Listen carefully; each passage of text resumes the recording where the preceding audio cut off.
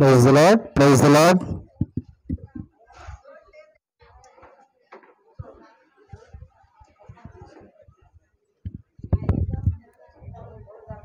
ప్రార్థన చేసుకుందాం. ప్రార్థనతో ఒక కూడిక ప్రారంభించుకుందాం.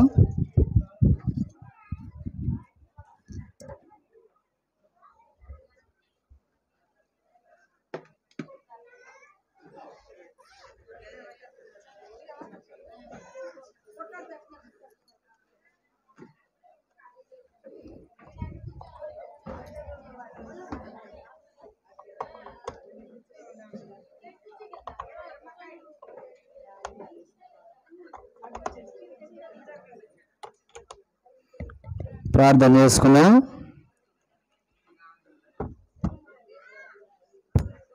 ప్రేమ నమ్మకం గల మా పరలోకపు తండ్రి, పరిశుద్ధులైన మా దేవ, జీవం కలిగిన మా ప్రభువా, నిన్న నేడు నిరంతరం ఏకరీతిలో ఉన్నటువంటి మా దేవ, ఎన్నడు మారని మార్పు చెందిన దేవ, మీ ఘనమైన శ్రేష్టమైన పరిశుద్ధమైన మహోన్నతమైన నామంలో మీకు వందనములు స్తోత్రాలు చెల్లిస్తుంటున్నాము.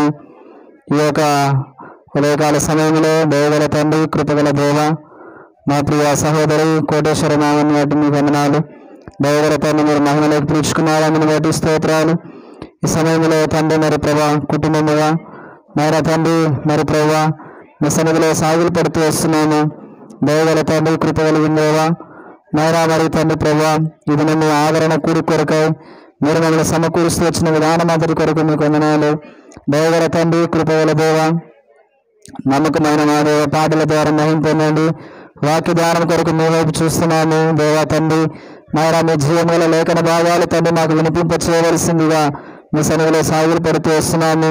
చేరి వచ్చిన బంధువులు, రక్త సంబంధికులు, దేవగల తండ్రి కుటుంబ సభ్యులందరినీ కూడా మీరు జ్ఞాపకం చేసుకోండి. దేవగల తండ్రి, కృపగల దేవ, ప్రతి వారు కూడా తండ్రి నాయన ప్రభు మీ వాక్యము ద్వారా ఆదరించబడి దేవా తండ్రి నాయన మిమ్మల్ని తెలుసుకొని ప్రభావ మిమ్మల్ని సొంత రక్షకునిగా అంగీకరించినట్లుగా సహాయం చేయమని ప్రార్థన చేస్తున్నాం. కుటుంబ సభ్యులకు కావలసినటువంటి ఆదరణ మీరే దయచేస్తున్నామని ప్రార్థిస్తున్నాము. వందనములు స్తోత్రాలు చెల్లించుకుంటూ సమస్త మహిమా ఘనత ప్రభావాలు మీకు ఆరోపిస్తూ యేసుక్రీస్తు ప్రభు నామంలో ప్రార్థిస్తున్నాము తండ్రి, ఆమేన్. ఈ సమయంలో పాట పాడుకున్నాం.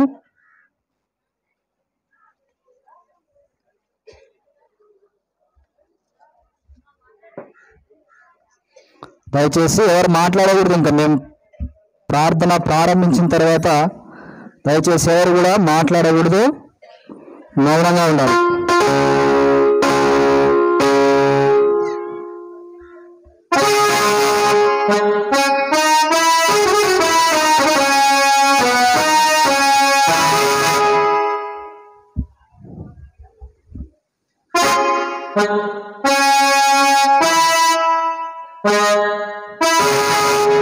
రండి బ్రదర్స్, పాటలు.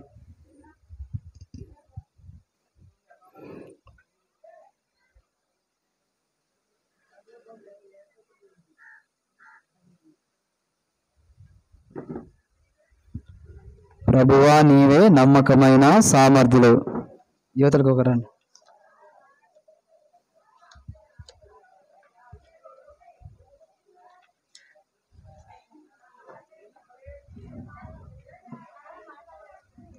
అమ్మా దయచేసి ఎవరు మాట్లాడొద్దండి. ఇంట్లో కూడా తలుపేసేయండి. అమ్మా తలుపేసేయండి అక్కడ. ప్రభువా నీవే నమ్మకమైన సామర్థ్యులు. 703 పాట సంఖ్య 703.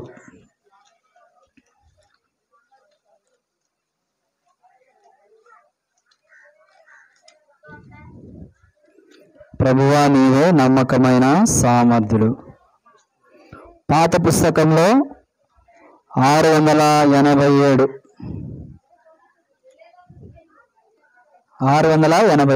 పాత పుస్తకంలో 687. ప్రభువా నీవే నమ్మకమైన సామర్థ్యులు.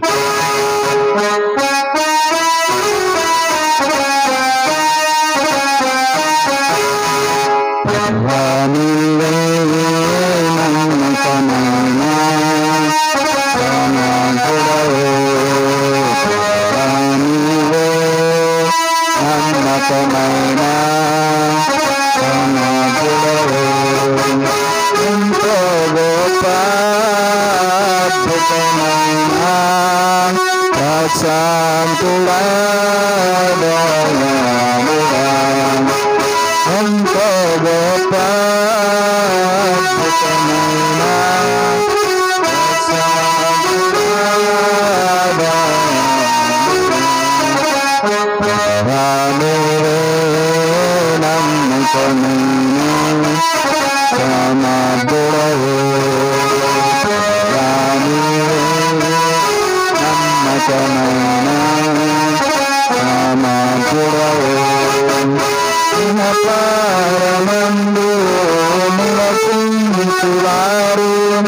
నీవారము నమకరించు పరమందు నివసించువారు నీవారము నమకరించు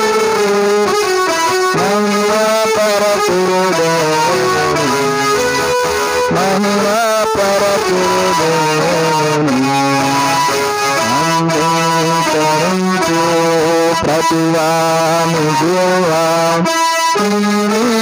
కేశవానిచు అంగీకరించు ప్రతివాని జీవా నీవే కేశవానిచు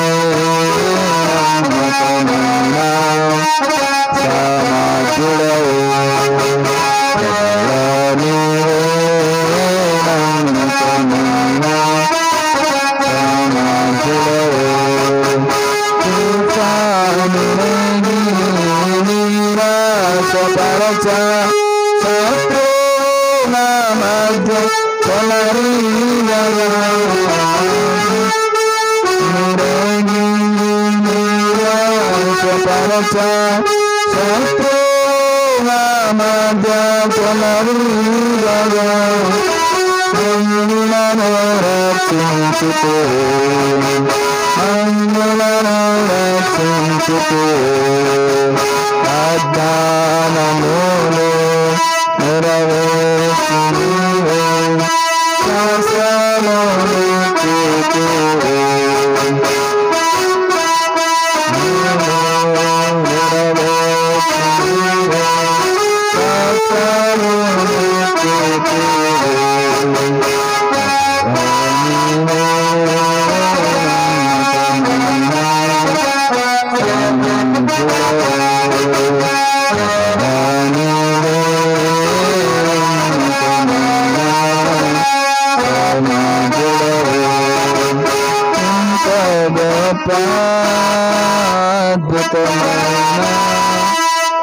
అశాంతుడా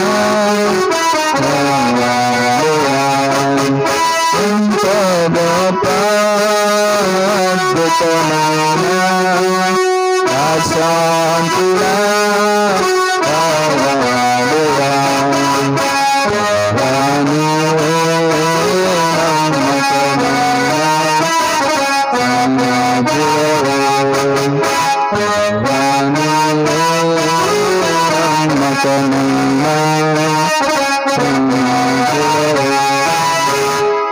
మరొక పాట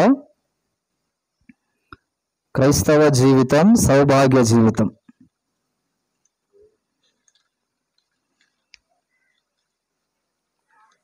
767 767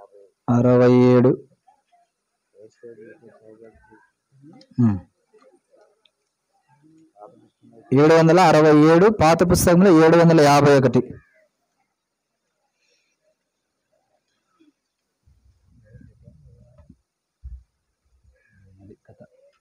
ఇది తీసుకెళ్ళి ఆడబెట్టు మూడో దాంట్లో.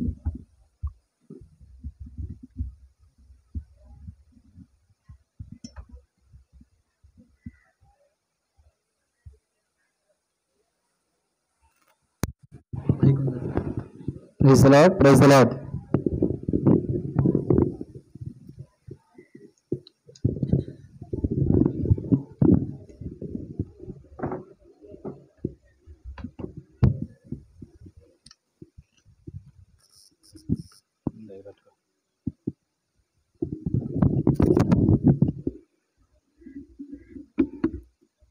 పాట సంఖ్య 767 పాత పుస్తకంలో 751 క్రైస్తవ జీవితం సౌభాగ్య జీవితం. ఇంకా పాతదైతే 781 ఇంకా పాతదైతే క్రైస్తవ జీవితం సౌభాగ్య జీవితం.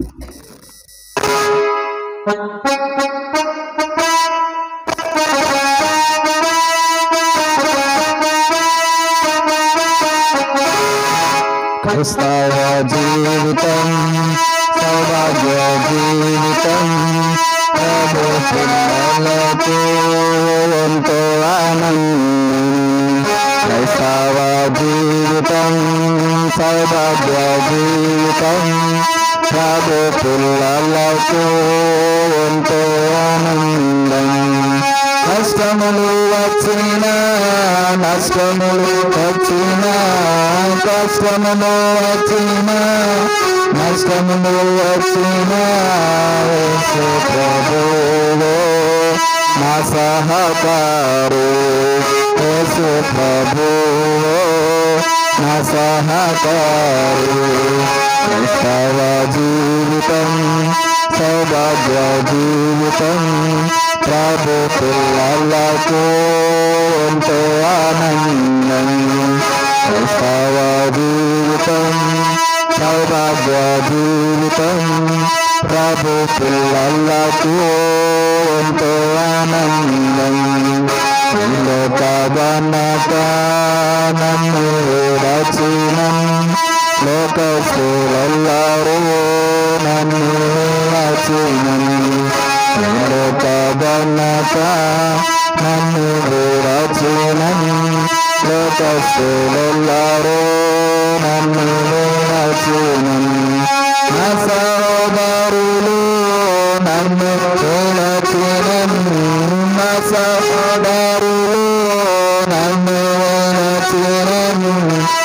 యేసపు దేవుడు నా సహకారు, యేసపు దేవుడు క్రైస్తవ జీవితం సౌభాగ్య జీవితం, ప్రభు పిల్లలకు ఎంతో ఆనందం. క్రైస్తవ జీవితం సౌభాగ్య జీవితం, ప్రభు పిల్లలకు ఎంతో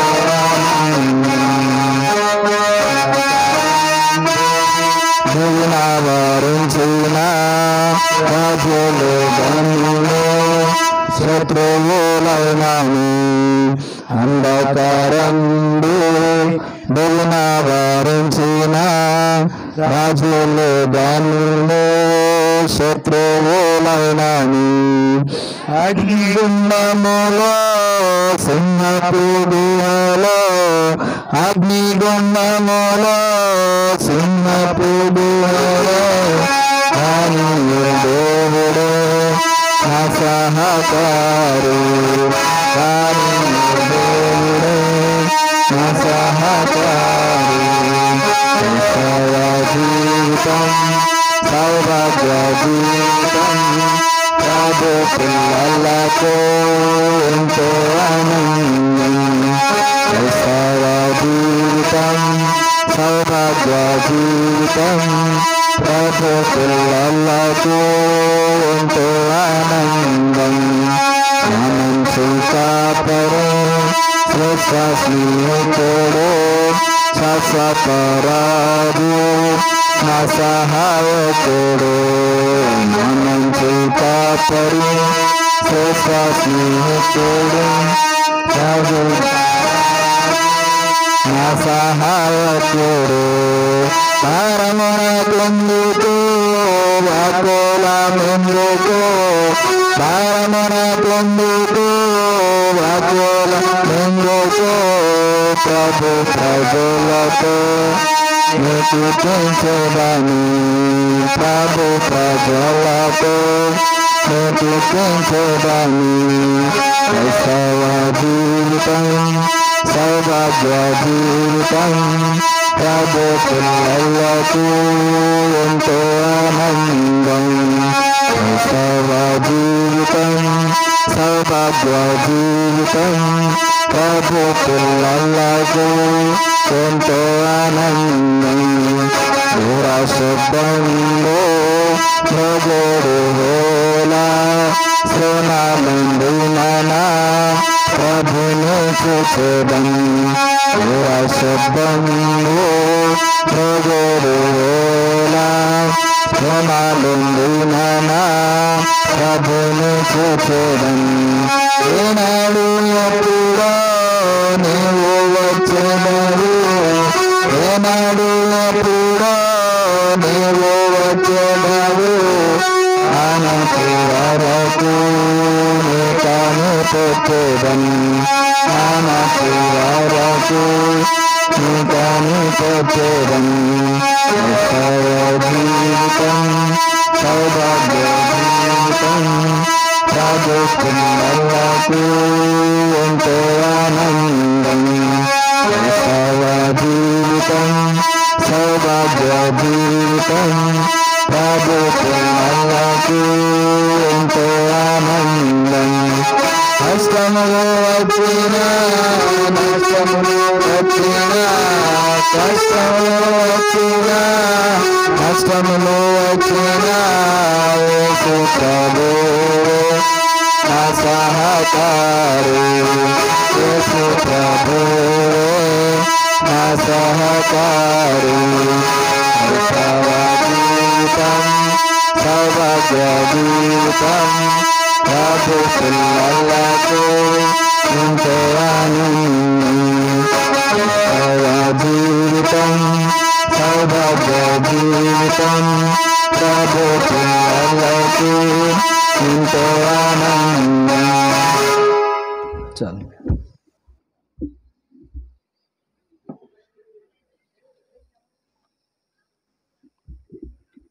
అవన్నీ తీసి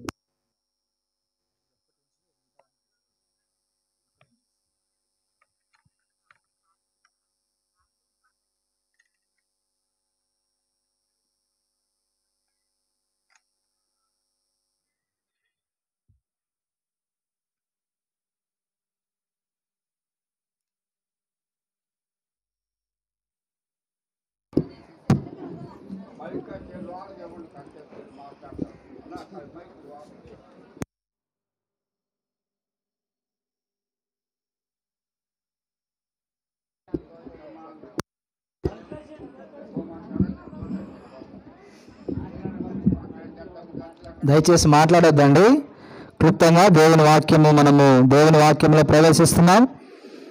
దయచేసి ఎవరు మాట్లాడొద్దండి. లోపల ఇంట్లో ఉన్న వాళ్ళు తలుపేసేయండి, లేకపోతే తలుపేసేయండి.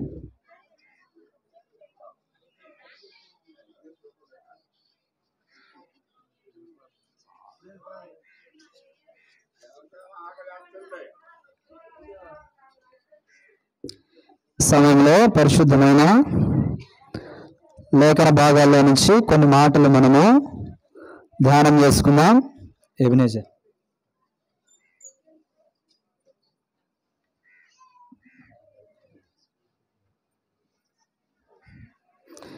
సమయంలో కొన్ని మాటలు పరిశుద్ధమైన లేఖన భాగాల నుంచి కొన్ని మాటలు ధ్యానం చేసుకుందాం. అపోస్తల కార్యములు మొదటి అధ్యాయం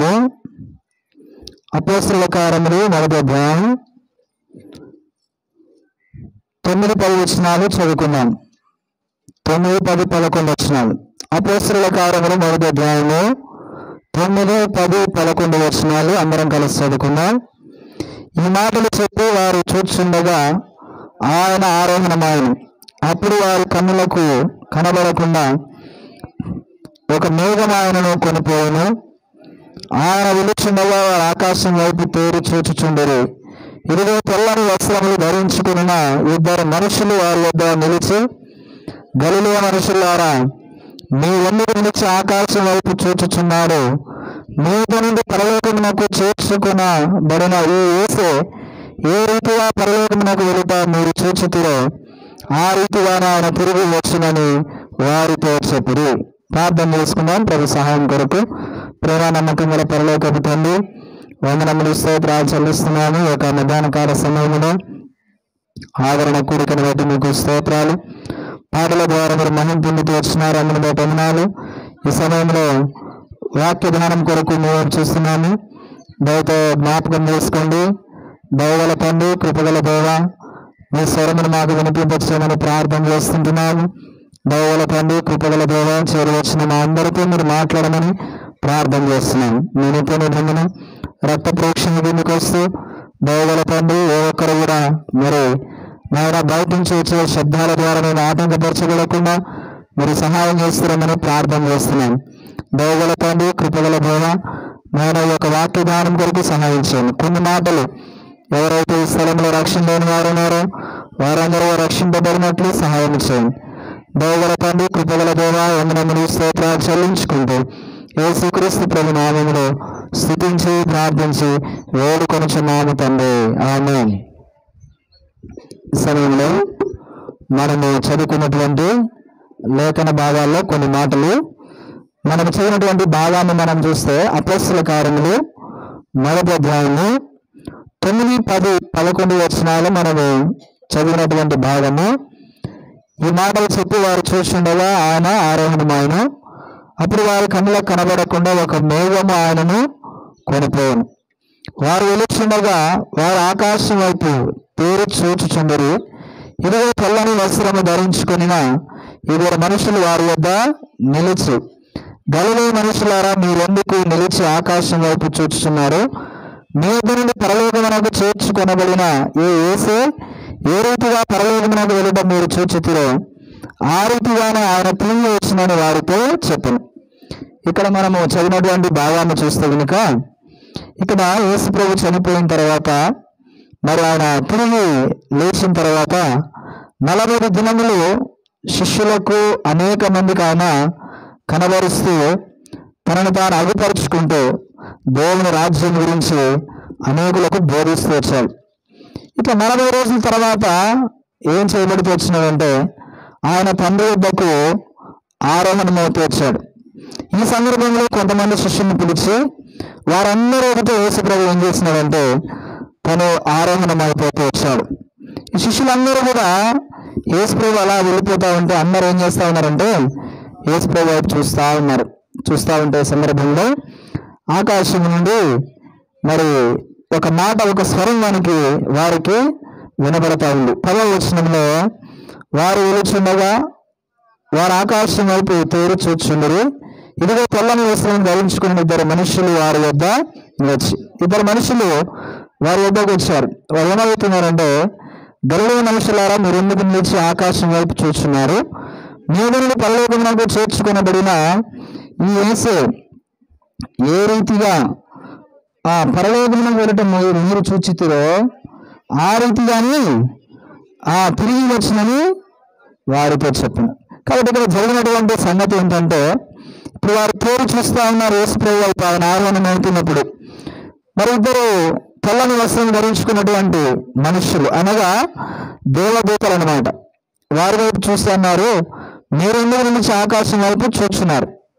మీ వద్ద నుండి పరలోకమునకు చేర్చుకునబడిన యేసు, అంటే యేసుప్రభు ఎలాగైతే ఆయన ఆరోహణం అయిపోతూ వచ్చినాడో రెండవసారి ఆయన అలాగే రాబోతున్నాడన్న సంగతి మనము జ్ఞాపకము చేసుకోవాలి.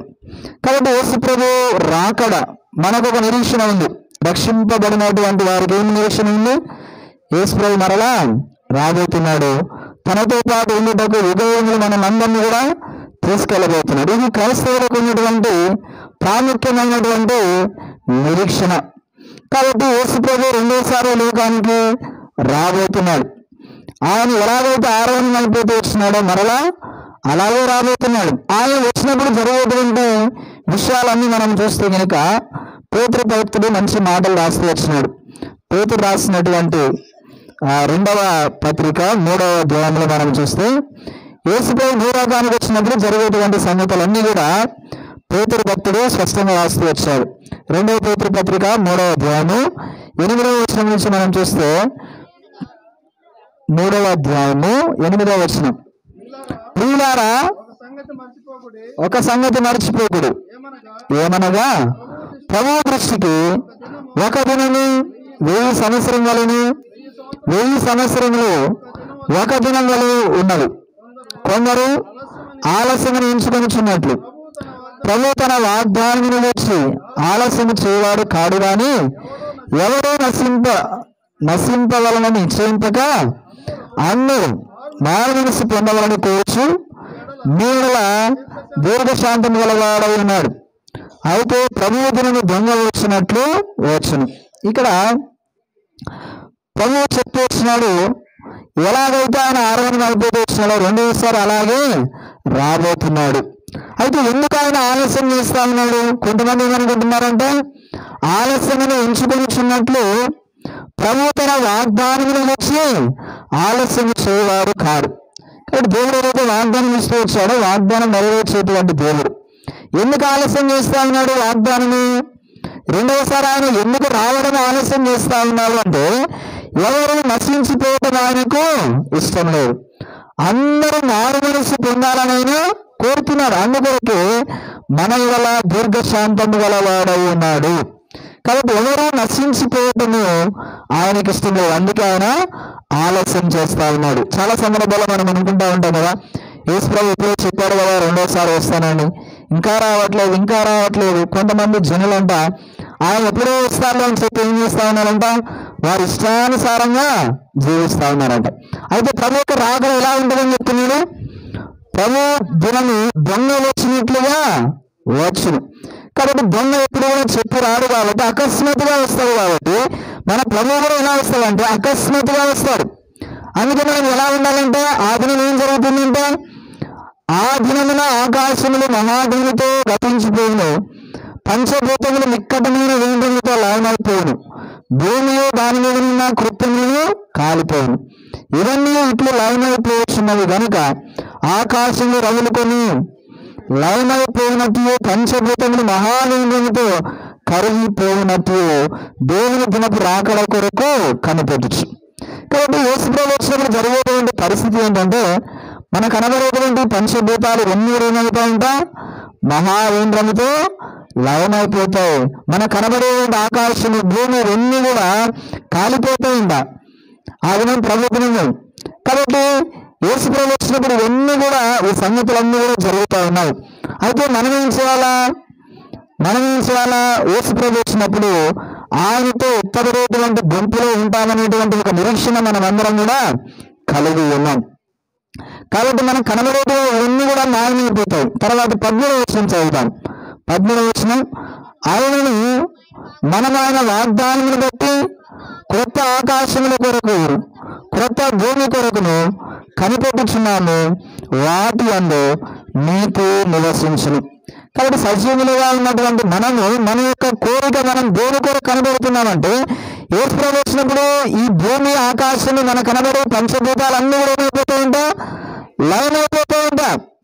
అయితే రక్షింపబడినటువంటి మనకున్నటువంటి నిరీక్ష ఏంటంటే, ఒక దినాన ఆయన వాగ్దానం చేసినటువంటి ఆ వాగ్దాన దేశంలో అనగా క్రొత్త ఆకాశము క్రొత్త భూమి కొరకు మనము కనిపెట్టే వారంగా ఉన్నాం. మన యొక్క నిరీక్షణ ఏంటి, మన యొక్క ఆశ ఏంటి?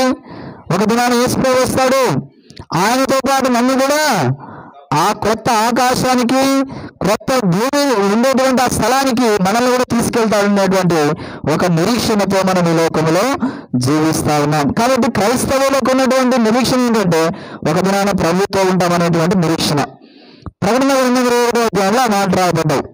ప్రకటన గ్రంథం 21 మొదటి వచనం, అంతటా నేను క్రొత్త ఆకాశమును క్రొత్త భూమిని చూచితిని, మొదటి ఆకాశమును మొదటి భూమి గతించిపోయిన, సముద్రము ఇక లేదు. కాబట్టి క్రొత్త ఆకాశము క్రొత్త భూమి ఉంటుంది. అయితే మొదటి ఆకాశము మొదటి భూమి ఏమవుతాయంట, గతించిపోతున్నాయంట. ఇప్పుడు కోటేశ్వరమ్మ గారు ఎక్కడున్నారు? ఎక్కడమ్మా? క్రొత్త ఆకాశము క్రొత్త భూమి కదా. ఆమె మన కోసం సిద్ధంగా ఉంది అక్కడ. మా సంఘస్థులు ఎప్పుడు వస్తారా, ఇంకా మా కుటుంబ సభ్యులు రక్షింపబడి వాళ్ళు ఎప్పుడు పరలోకానికి వస్తారా? ఈ క్రొత్త ఆకాశము లయను కానటువంటి ఆ రాజ్యంలోని మన కొరకు ఎదురు చూస్తాం. కాబట్టి క్రైస్తవులకున్న నిరీక్షణ. కాబట్టి ఆమె మహిమలోకి పిలువబడక మునుపు రోజుకు 2-3 సార్లు వచ్చేది మందిరానికి. అయ్యా ఈరోజు మందిరం ఉందా అని. నేనే ఈరోజు మందిరం లేదమ్మా అంటే, ఒకసారి రాత్రి వచ్చి కూర్చుండిపోయింది. అక్కడ కూర్చుండిపోతే, ఏంటమ్మా ఇప్పుడు వచ్చినామంటే, ఈరోజు ఆదివారం కదా అంటుంది. ఈరోజు అంటే దేవుడు చూడండి ఎట్లా సిద్ధపరుస్తూ వచ్చినాడంటే, మందిరం అంటే అంత ఆశ కలిగి ఉండేది. మందిరానికి వచ్చినప్పుడు కూడా బుధవారం కానీ గురువారం కానీ వచ్చినప్పుడు చిన్న బిస్కెట్ ప్యాకెట్ పట్టుకొచ్చేది. అయ్యా అందరికీ పంచండి, చిన్న బిస్కెట్ ప్యాకెటే, కానీ అది చూసినప్పుడు చాలా సంతోషం అనిపించేది కదా. అంటే మందిరం అంటే ఆసక్తి, మందిరం అంటే ఆశ కలిగి కదా. అందుకే నీ ఇంటిని కూర్చున్న ఆశ నన్ను భక్షించుచున్నది. చూసారా? అంటే దేవునికి ఆమె ఏం చేస్తుందంటే సిద్ధపడతా వచ్చింది. కాబట్టి మందిరాన్ని అట్లాగా ప్రేమిస్తా వచ్చింది. అయితే ఇప్పుడు ఇది నేను మన మధ్యలో సజీవంగా లేకపోవచ్చు, కానీ ఆమె ఎక్కడున్నారంటే దేవుడు సిద్ధపరిచిన క్రొత్త ఆకాశము క్రొత్త భూమిలో అక్కడ వారు మహిమలో ప్రవేశిస్తూ వచ్చారు. అయితే నీవు కూడా ఒక దినాన మనమందరం కూడా ఇదే మార్గంలో వెళ్ళవలసినటువంటి వారు. 2వ వచనం రాయబడింది, మరియు నేను నూతనమైన యెరూషలేము పరిశుద్ధ పట్టణము తన భర్త కొరకు అలంకరించబడిన పెళ్లి కుమార్తె వలె సిద్ధపడి పరలోకమున దేవుని యొద్ద నుండి దిగి వచ్చుట చూచితిని. ఇదిగో దేవుని నివాసము మనుషులతో కూడా ఉన్నది, ఆయన వారితో కాపురముండును, వారాయన ప్రజల ఉందురు, దేవుడు తానే వారు దేవుడు ఉండి వారికి తోడై ఉండను. కాబట్టి దేవుని యొక్క సహవాసం ఎవరితో ఉందంట? మనుషులతో ఉందంట. మనుషులతో సహవాసం చేస్తాడంటే దేవుడు వాస్తవంగా మన యొక్క పాపాన్ని బట్టి మన యొక్క స్థితిని బట్టి మనం ఎవరంటే నరకానికి వెళ్ళవలసినటువంటి వారం. దేవుడు మనతో సహవాసము చేయడానికి ఏమాత్రం మనతో యోగ్యత లేదు. చూడండి, మనం కూడా సహవాసం చేయాలంటే మనతో సమానమైన వారితోనే సహవాసం చేస్తాం కదా. అన్నిట్లో పోల్చుకుంటాం. నా వలే ఉన్నారా, నా వయసు ఉందా, నాకంటే ఆస్తి సమానంగా ఉందా, ఇట్లా భౌతికంగా ఎన్నెన్నో మనం చూసుకుంటా ఉంటాం సహవాసం చేయాలంటే. ఒక మనుషునితో సహవాసం చేయడానికి ఇన్ని రకాలుగా ఆలోచన చేస్తే ఆ దేవాది దేవుడు సృష్టికర్త అయినటువంటి వాడు, ఈ మన కనబడేటువంటి పంచభూతాలన్నీ సృష్టించినటువంటి సృష్టికర్త మనుషులతో సహవాసం చేయాలంటే ఎంత తగ్గింపు కలిగి ఉండాలా, ఎంత ఆశ కలిగి ఉండాలా. అయితే దేవుడు ఏం చేస్తున్నాడంట? మనుషులతో సహవాసం చేస్తామన్నమాట. ఎంత గొప్ప సంగతి చూడండి. తర్వాత ఆయన వారితో కాపురమును, వారాయన ప్రజల ఉందరు, దేవుడు తానే వారికి దేవుడై ఉండి వారికి తోడై ఉండును, ఆయన వారి కన్నుల ప్రతి బాష్పభూమిని పిలుచులేను, మరణమిక ఉండదు, దుఃఖమైనను ఏడుపైనను వేదనైనను ఉండదు, మొదటి సంగతులు గతించిపోయినని సింహాసనం నుండి వచ్చిన గొప్ప సేవను చెప్పుట. మొదటి సంగతులు ఏమైపోతున్నాయంటే గతించిపోతున్నాయి. కాబట్టి అక్కడ దుఃఖం ఉండదు, ఏడుపు ఉండదు, వేదన ఉండదు. అంటే మొదటి సంగతులు అంటే ఏంటి? మొదటి సంగతులు అంటే దుఃఖము, ఏడుపు, కన్నీరు కదా మనం చెప్పుకోవచ్చు. నేను ఈ వారమంతా నేను ఎటువంటి దుఃఖం లేకుండా నేను ముగించాను ఏమో చెప్పగలరా? చిన్న కష్టం లేకుండా, చిన్న సమస్య లేకుండా, చిన్న ఇబ్బంది లేకుండా, ఏ అనారోగ్యం లేకుండా నేను వారమంతా బాగున్నానని ఎవరైనా చెప్పారా? ఏదో ఒక బలహీనత, ఏదో ఒక శరీరంలో కావచ్చు, ఆర్థిక ఇబ్బందులు కావచ్చు, ఏదో ఒక విధానంలో మనకి ఏమొస్తున్నాయి? ఎన్నో కష్టాలు, ఎన్నో శ్రమలు వస్తూ ఉన్నాయి. కానీ ఇక్కడ ఇది మొదటి సంగతులు ఇవన్నీ ఏమైపోతున్నాయంట? గతించిపోతున్నాయి. అంటే మనకు దుఃఖం ఉండదు, ఏడుపు ఉండదు, వేదన ఉండదు, మరణము కూడా ఉండదు. ఇవన్నీ ఈ లోకం వరకు మాత్రమే. ఇవన్నీ ఈ లోకం వరకు మాత్రమే. కొత్త ఆకాశంలో, కొత్త భూమిలో ఇవే కనబడవు. అందుకే మనం ఎరుగుతుంది కదా, ఒక ఉపమానం యేసు ప్రభువు చెప్తూ వచ్చినాడు. ఎవరి గురించి చెప్పాడు ఆ ఉపమానము? లూకాసు వార్తలో మనం చూసినట్లయితే ఒక ఉపమానం రాయబడింది. లూకాసు వార్త 16వ అధ్యాయంలో మాట రాయబడింది. 22వ వచనం చూడండి. లూకాసు వార్త 16వ అధ్యాయం 22వ వచనం. ఆ దరిద్రుడు చనిపోయి దేవదూతల చేత అబ్రహాము రొమ్మున ఆనుకొనుటకు కొనిపోబడను, ఆ ధనవంతుడు చనిపోయి పాతి పెట్టబడను. ఇక్కడ ఒక దరిద్రుడు, ఎవరైనా దరిద్రుడు అంటే లాజరు. ఆయన చనిపోయాడ. చనిపోయి ఏం చేయబడ్డాడు? ఆయన దేవదూతల చేత అబ్రహాము రొమ్మున ఆనుకొనుటకు కొనిపోబడ్డాడంట. దరిద్రుడు. లోకంలో ఎవరైనా పేదవాడు దరిద్రుడు. ఆయనంట చనిపోతే ఏమైందంటే దేవదూతలు ఆయన తీసుకుపోవడానికి వచ్చినాయంట. మరి మనం చనిపోతే ఎవరు వస్తారు మన దగ్గరికి? ఎవరు తీసుకెళ్తారు మనల్ని? మనల్ని కూడా దేవదూతలే తీసుకెళ్తారు. రక్షింపబడినటువంటి వారిని ఎవరు తీసుకెళ్తారంట? దేవదూతలు తీసుకెళ్తారంట. ఇప్పుడు ఈ లాజరు దగ్గరకు వచ్చినారు. ఎవరు వచ్చారు? దేవదూతలు వచ్చారు. ఎందుకు వచ్చినారంటే అబ్రహాము రొమ్మున ఆనుకొనుటకు ఆయనను తీసుకుపోవడానికి వచ్చినానంట. ఇక్కడ ఒక ఆయన ఉన్నాడు, ఆయన పేరు రాయాలి. ఇదే మనకు తలనొప్పి. ఇక్కడ ఎవరంటే ఆయనకు ఏమని పేరు పెట్టినారు? ధనవంతుడు. ధనవంతుడు అంటే ఆస్తిపరుడు అని కదా. మరి అబ్రహాం ఆస్తిపరుడే కదా. మరి ఆయన నరకానికి వెళ్ళాడా కదా? యాకోబు ఆస్తిపరుడు కదా, ఇస్సాకు యాకోబు వీళ్ళందరూ ఆస్తిపరులే కదా. యోబు ధనవంతుడు కదా, ఆయన నరకానికి వెళ్ళాడా? అంటే ఇక్కడ ధనవంతులు అంటే అర్థం ఏంటంటే ఎవరైతే ధనం మీద ఆశ ఉందో వారెవరు? ధనవంతులు కదా. ఆత్మీయతలో దరిద్రత కలిగినటువంటి వారు కదా. ఆత్మీయంగా వారు ఏమాత్రం కూడా ఎదుగుదల ఉండదు. ఇలాంటి వారికి దేవుడు ఏమైనా పేరు పెడుతూ వచ్చినట్టు ధనవంతులు అని. అంటే దీన్ని బట్టి ఆస్తి ఎక్కువ అంటే ధనవంతులు అని బైబిల్లో మాట రాయలేదు. కానీ మరి ఈయన దేవుని విషయంలో ఏమాత్రం కూడా ఆసక్తి లేకుండా ఉన్నటువంటి మనుషునిగా చూపిస్తా ఉన్నాడు. కాబట్టి ఇక్కడ ఇద్దరు చనిపోయినారు. ఇద్దరు చనిపోతే లాజరును చక్కగా ఎక్కడ తీసుకెళ్లారు? అబ్రహాము యొక్క రొమ్మున ఆనుకోవడానికి లాజరును తీసుకెళ్లారు. ఆయన చనిపోయినాడు. ఆయన ఎక్కడికి వెళ్ళాలంటే చూడండి 24వ వచనం.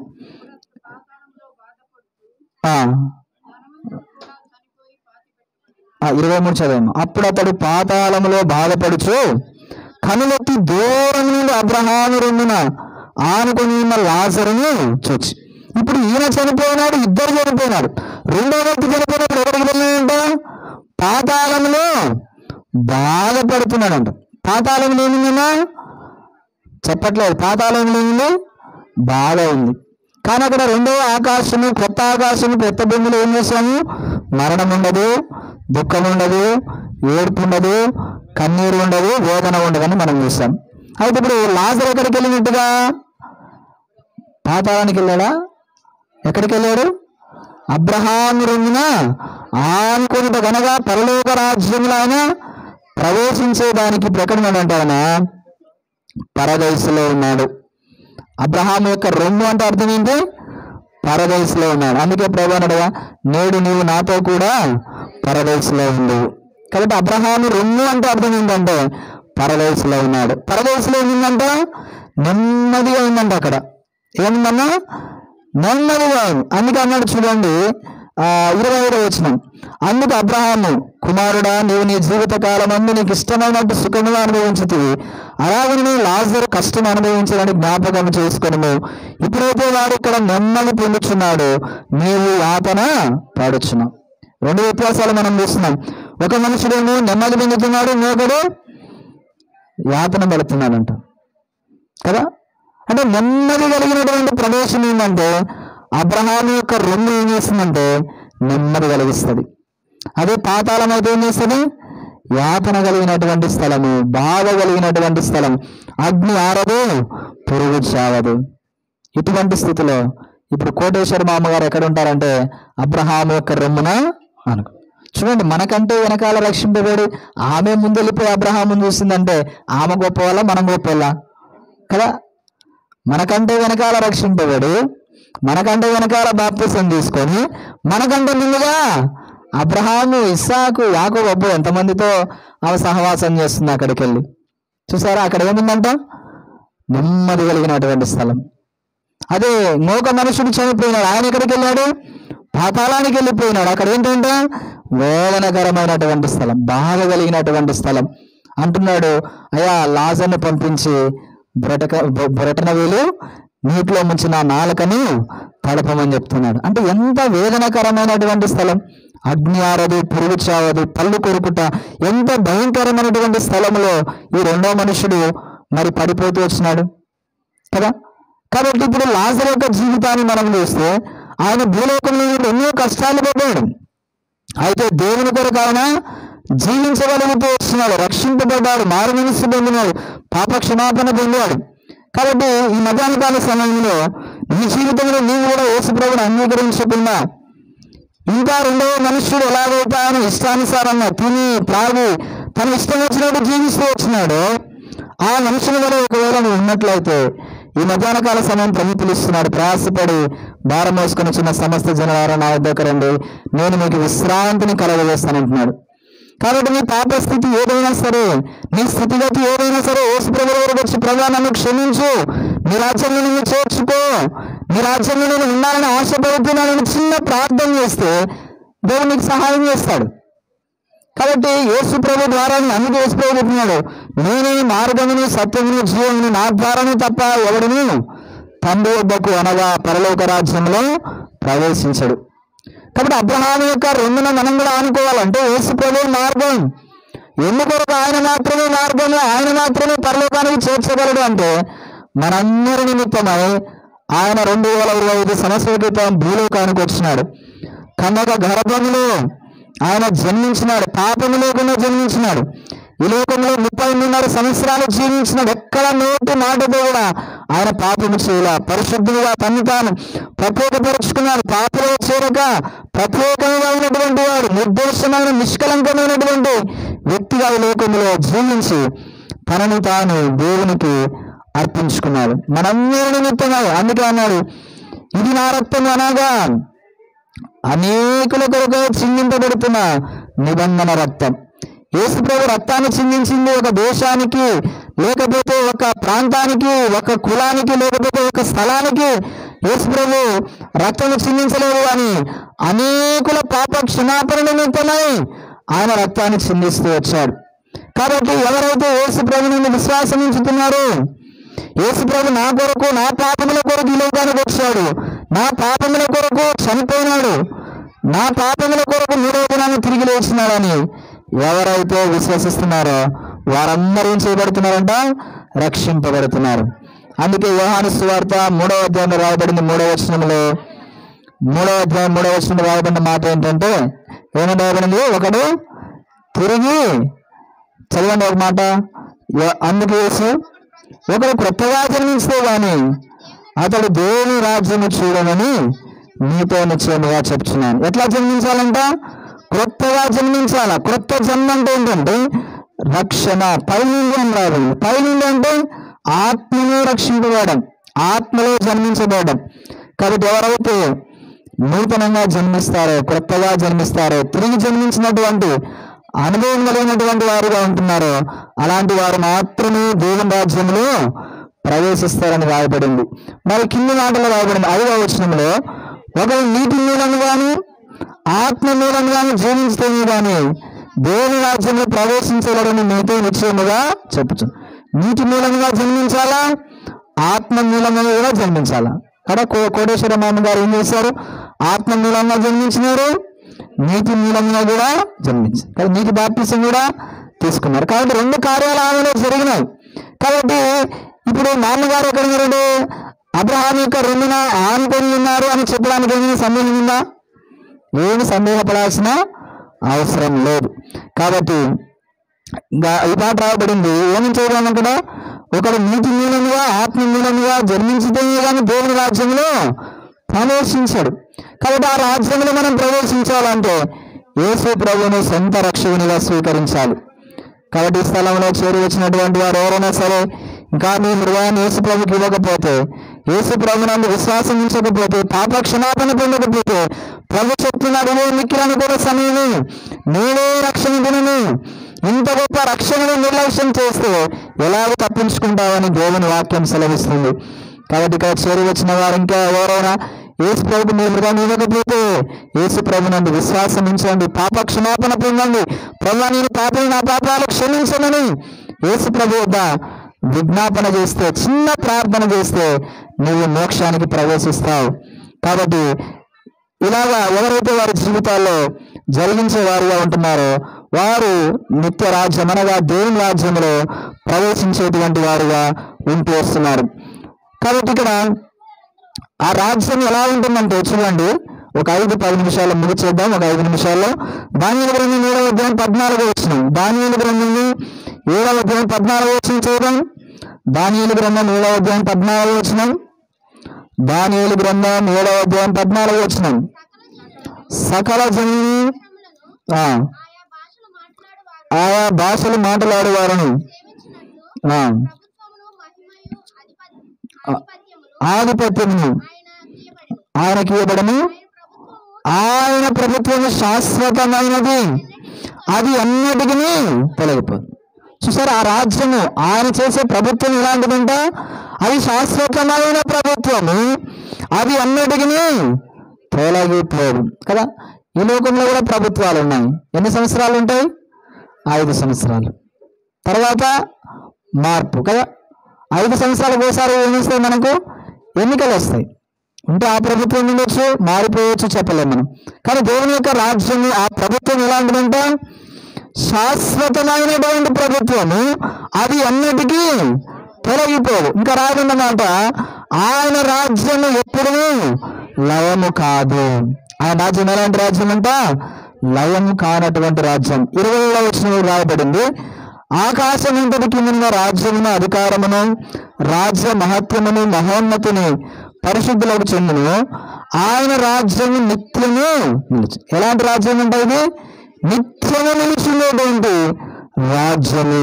కాబట్టి ఎవరైతే తిరిగి జన్మించినటువంటి అనుభవంలోకి ఉంటున్నారో, ఎవరైతే రక్షణ మారు మనస్సు పాప క్షమాపణ పొందినటువంటి అనుభవంలో ఉంటున్నారో వారు ఈ ప్రభుత్వం అనగా ఈ రాజ్యంలో ప్రవేశించేటువంటి వారుగా ఉంటున్నారు. ఇది ఎన్ని సంవత్సరాలు ఉంటుందంట? ప్రకటన గ్రంథంలో రాస్తూ వచ్చినాడు. చూడండి, ప్రకటన గ్రంథం 20వ అధ్యాయం 6వ వచనం. ప్రకటన గ్రంథం 26, 5-10 నిమిషాల్లో ముగిస్తాం. చదవమ్మా. పాలు గలవారు ధన్యులను పరిశుద్ధులనై ఉందురు, ఇట్టి వారి మీద 2వ మరణమునకు అధికారం లేదు.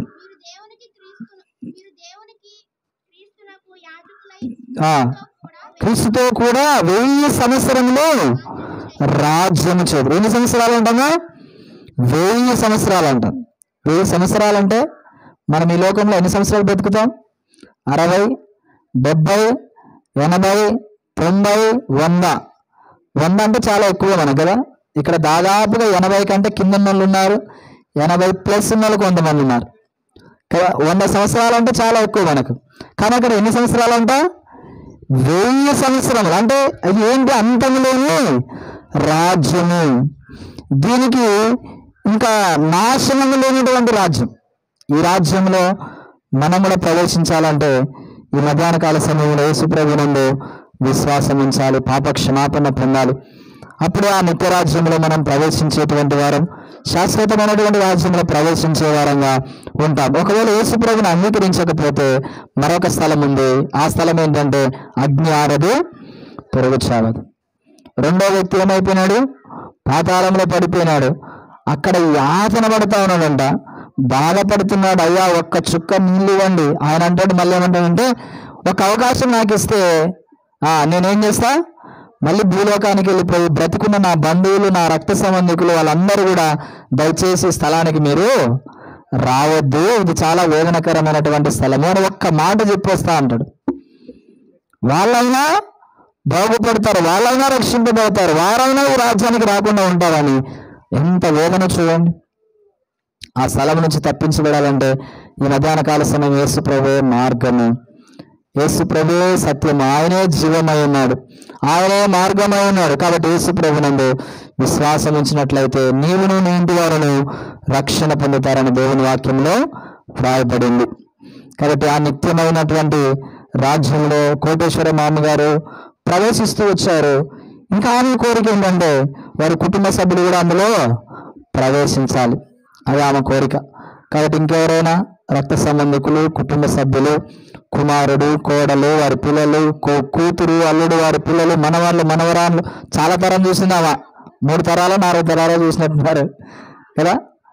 కాబట్టి వారందరూ రక్షణ పొందాలని దేవుని యొక్క కోరిక, కోటేశ్వర మామగారి కోరిక. కాబట్టి వారు కూడా రక్షింపబడాలి, దేవుని తెలుసుకోవాలి, ఆ శాశ్వతమైనటువంటి రాజ్యంలో వారు కూడా ఉండాలని మనము ఆశ కలిగి ఉన్నాం. కాబట్టి ఆ స్థలానికి ఒకవేళ నువ్వు కూడా వెళ్ళాలని ఆశ ఉంటే ఈ దినమే తీర్మానం తీసుకో, పాప క్షమాపణ పొందు. ఇవేవో ఉత్త మాటలు కాదు, లేకపోతే మిమ్మల్ని భయపెట్టడానికి చెప్పే మాటలు కాదు. ఇది దేవుని వాక్యంలో రాయబడినటువంటి మాటలు. ఈ వాక్యంలో ఏవైతే రాయబడిందో అవి సత్యమైనవి. ఒక్క పొల్లు కూడా తప్పిపోదు, ఒక్క సున్నా కూడా తప్పిపోదంట. కాబట్టి మధ్యాహ్న కాల సమయంలో మీ మామగారు ఏ స్థలంలో అయితే ఉన్నారో ఆమెను చూడాలని ఆశ మీకుంటే మీరు కూడా రక్షణ పొందాలి, పాప క్షమాపణ పొందాలి.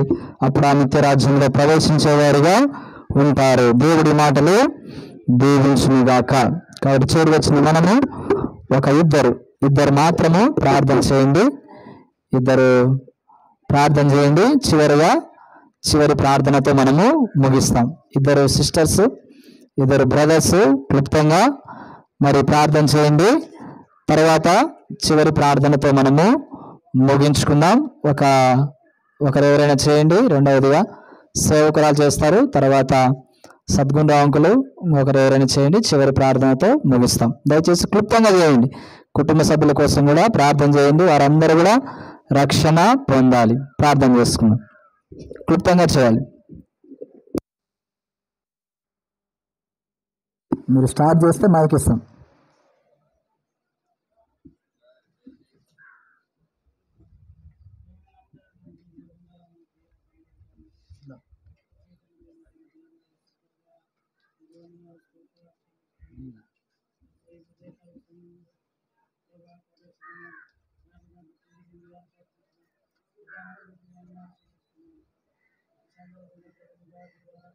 తెలియపరిచినటువంటి లేఖన భాగం బట్టి వందనాలు, స్తోత్రాలు చెల్లిస్తున్నాను ప్రభా.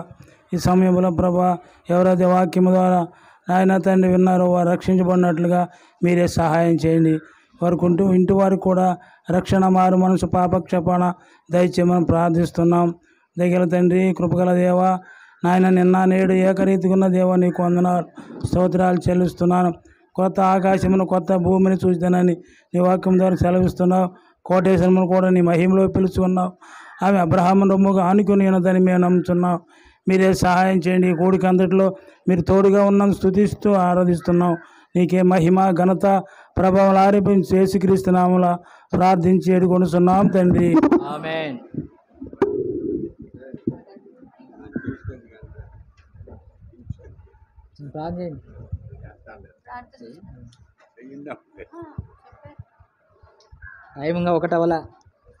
ప్రేమ గల మా తండ్రి, జీవము గల మా దేవ యేసు ప్రభువా, వందనాలు, స్తోత్రాలు. నీ దాసుని బలపరిచి సహోదరి మరి మీ మహిమలోకి పిలువబడిన కోటేశ్వరమ్మ పక్షంగా ఎత్తబడినటువంటి వాక్యాన్ని నీరు కట్టి ఫలింపచేయి ప్రభువా. తన చివరి దినాల్లో నీటి పట్ల, వాక్యం పట్ల, దేవుని మందిరం పట్ల ఆశ, ఆకలి, దప్పిక కలిగి ప్రభువా ఇంటికి పెందల కడనే వచ్చేది ఆరోగ్యం బాగుండవు ప్రభువా. తండ్రి మరి చివరి దినాల్లో ప్రభువా మరి బాప్తీసం తీసుకుంది, దేవుని సొంత రక్షకుడుగా అంగీకరించి తన పాపాలు ఒప్పుకుంది, నీటి బాప్తీసంలో సాక్ష్యం ఇచ్చింది, రక్షించబడింది. తను చనిపోతే మీతో ఉంటానని నిరీక్షణ కలిగి నమ్మకం ఇచ్చింది ప్రభువా. వందముల స్తోత్రం. మీ దాసురాలు మీ మహిమలోకి తీసుకున్నావు, అందుకే వేలాది వందనములు, స్తోత్రములు ప్రభువా. దేవ ఈ దినం మరి ప్రభు దినంలో ఈ కూడి కలిగి ఉండటానికి మీరు చేసిన సహాయానికి అన్నాడు. ఇది మాకు కలిగినట్టు కూడికగా ఉంది, కానీ మీ ఇంటి వారికి ఎవరికి ప్రభువా మరి మాటలు విన్నారో లేదో తెలియదు. మీ మాటలు దొరకవు, వినలేరు. వారితో మీరు మాట్లాడండి. వారి కుమారుడు, కోడలు, మనవరాలు, వాళ్ళ బంధువులు, రక్త సంబంధికులందరినీ, ఇంకెవరికి రక్షణ లేదో ప్రభువా దేవా, ఆ బిడ్డలందరూ రక్షించబడి మారు మనసు పొంది దేవుని నమ్ముకుంటకు మీరే సహాయం చేయండి. ఈ లోకం శాశ్వతము కాదని, ఒక జన్మ లయమైపోతుందని మీరు సెలవిస్తున్నావు. చూస్తున్నావు భూకంపాలు ప్రభు, అగ్ని ప్రమాదాల, యుద్ధాలు, జలప్రలయాలు ప్రభా. అగ్ని పర్వతాలు పగిలి లావా పైకొచ్చి నశించిపోతున్నారు ప్రభా. దయతో జ్ఞాపకం చేయి. ఏ ఒక్కరూ నశించి నరకానికి పోవటం మీకు ఇష్టం లేదు. అందరూ అంతటా మారు మనసు పొందాలని, బాప్తీసం పొందాలని మీరు ఇష్టపడరు. అందుకే ఆలస్యం చేస్తున్న దేవుడు కనుక వందముల స్తోత్రం. నశించిన దానిని వ్యాధికి రక్షించుటకు మనిషి కుమారుడుగా ఈ లోకానికి వచ్చిన యేసుక్రీస్తు ప్రభా మీకు వందముల స్తోత్రం కృతజ్ఞతలు చెల్లిస్తూ కొత్తబడినటువంటి వాక్యాన్ని మీరు కట్టి ఫలింపచేయము. ముఖ్యంగా ఇంటి వారి వీళ్ళందరిలో కూడా రక్షణ మారు మనసు పాపక్షమాపణ ప్రసాదించమని యేసు నామమున ప్రార్థించి వేడుకొనుచున్నాము మా తండ్రి. ఆమేన్. ఆమేన్.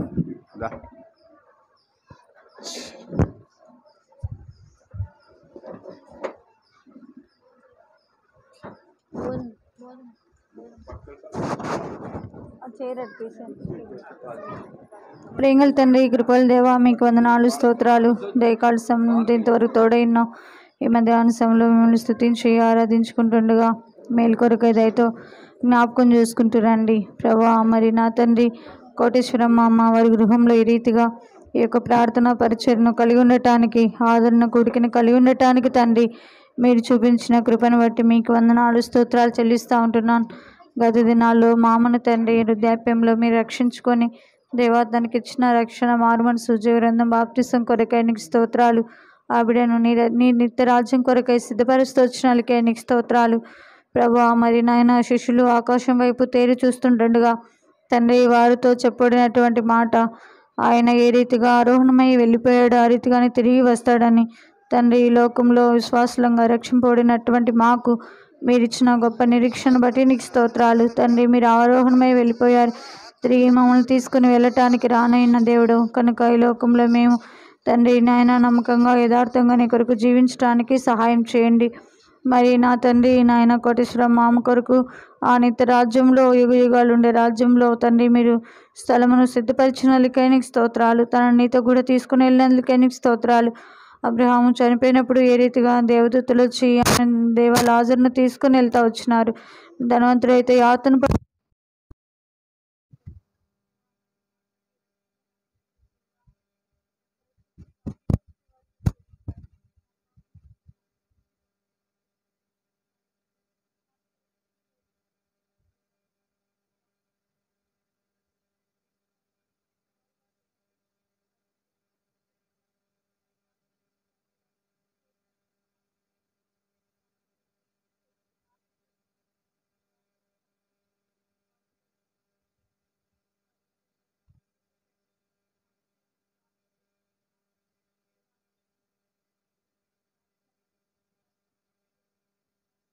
తండ్రి.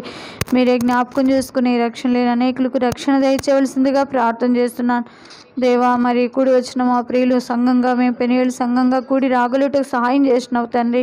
విన్న వాక్యం మా హృదయాలు భద్రపరచండి. మా కొరకు కూడాను నిత్యం ఉండే రాజ్యం, యుగ యుగాలు ఉండే రాజ్యం, గతించిపోని క్రొత్త ఆకాశమును క్రొత్త భూమిని నాయన మా కొరకు సిద్ధపరుస్తున్నటువంటి దేవుడు. ఈ లోకంలో మాకు ఎదురయ్యే అనేకమైన కష్టాలు, శ్రమలు, వ్యాధి బాధల్లో నాయన మరి విశ్వాసం కలిగిన వారమై నీ యందు నమ్మిక ఉంచి దేవాయకుల్లోకి యాత్రను ముగించుకొని ఆ నిత్య రాజ్యంలో మేము కూడా ప్రవేశించినట్లు మమ్మల్ని సిద్ధపరచమని యేసుప్రభు నామములో ప్రార్థించి స్తుతించి అడిగి వేడుకొని పొంది ఉన్నాం మా తండ్రి. ఆమేన్. చివరిగా ఒక సిస్టర్ సేవరం చేస్తే ముగిస్తాం.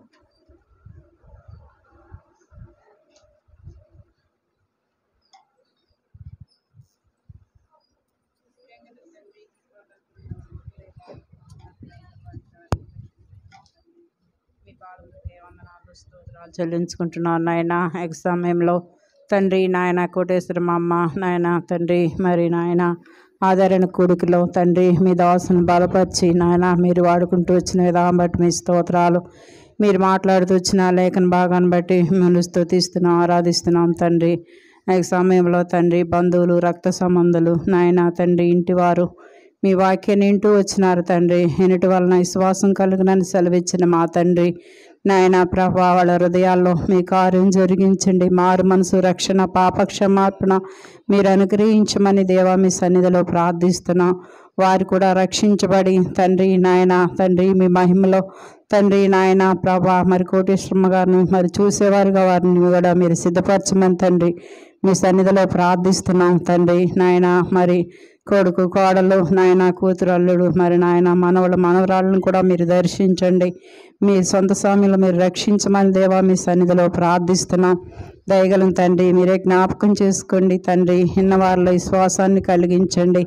మీ రక్షణ మారు మనసు దయచేయండి నాయన. ఆత్మీయంగా మమ్మల్ని కూడా బలపరచండి నాయన. మీరు చేసిన కార్యములన్నిటిని బట్టి స్తుతిస్తూ గణపరుస్తూ యేసుక్రీస్తు వారి శ్రేష్టమైన నామంలో ప్రార్థించేడికి వేడుకొంచున్నాం తండ్రి. ఆమేన్.